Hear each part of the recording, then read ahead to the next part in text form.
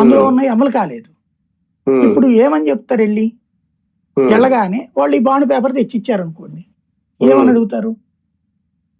కాబట్టి ఇక్కడ సమస్య ఏంటంటే మళ్ళీ ఎందుకు ఇప్పుడే వివాదం, కొద్ది రోజులు ఆగితే నాకు తెలిసి తల్లికి వందనమును రేపు మాపో అది కూడా వేస్తారట, ఆటోలు వాళ్ళకి డబ్బులు, మత్స్యకారులకు మొన్న వేశారు కదా, ఇట్లా వేసినవి చెప్పుకుంటూ వెళ్తారు. మొన్న ఎవరో అడిగారట, మీరు ఇంటి దగ్గరికి వెళ్ళినప్పుడు ఏమేమి ఇచ్చారో సచివాలయం వాళ్ళని అడిగి తీసుకెళ్ళంటే, అంటే వీళ్ళు అడిగితే ఏమి ఇచ్చారనేది అట్ట తెలుస్తుంటే సచివాలయం స్టాఫ్ని అడిగి తీసుకోమన్నారట.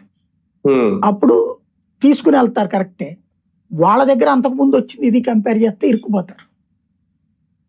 సింపుల్ కంపేర్ చేస్తారు, వైసీపీ వాడు చేయడా అక్కడ, అది ప్రాబ్లం అవుతుందని కొద్దిగా ఆగినట్టున్నారు. ఏం చేస్తారో చూడాలి మరి.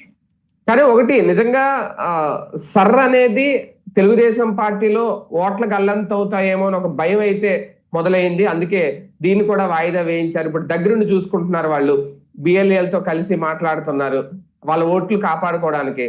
ఓట్లు అంటే ఇది పెద్ద ముఖ్యం కాదు, ముందు ఓట్లను కాపాడుకోండిరా బాబా అని చెప్పి తెలుగుదేశం పార్టీ నాయకులు కూడా చెప్తున్నారు అనేది దానివల్ల కూడా అనుకోవచ్చా?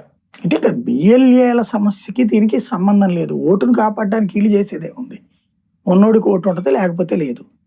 వీళ్ళు కాపాడుకునేదల్లా హైదరాబాద్, బెంగళూరు, చెన్నై, విదేశాల్లో ఉన్న వీళ్ళ కార్యకర్తల ఓట్లను ఆపుకోవడం. అది వాళ్ళు వచ్చి చెయ్యాలి పని.